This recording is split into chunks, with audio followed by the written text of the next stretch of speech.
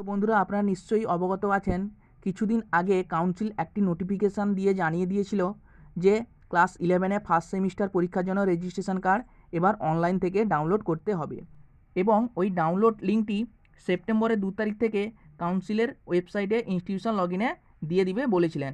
তো চলো বন্ধুরা, দেখে নিই কীভাবে ওই রেজিস্ট্রেশন কার্ডটি আমরা ডাউনলোড করব। তো প্রথমে আমরা ইউজার আইডি আর পাসওয়ার্ড দিয়ে লগ ইন করে নিব। তারপর আমাদের সামনে ড্যাশবোর্ড চলে আসবে। তারপর নিচের দিকে চলে এলে রিপোর্ট বলে একটি অপশান দেখতে পাবো, ওরির উপর আমরা ক্লিক করব। সেখান থেকে স্কুল রিপোর্টে ক্লিক করব।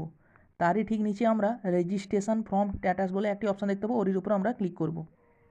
এরপর আমাদের সামনে একটি পেজ খুলে যাবে, সেখানটায় আমরা সেশনটি ড্রপডাউন মেনু থেকে সিলেক্ট করে দেব। তারপর আমরা টাইপটিও ড্রপডাউন মেনু থেকে সিলেক্ট করে দেব।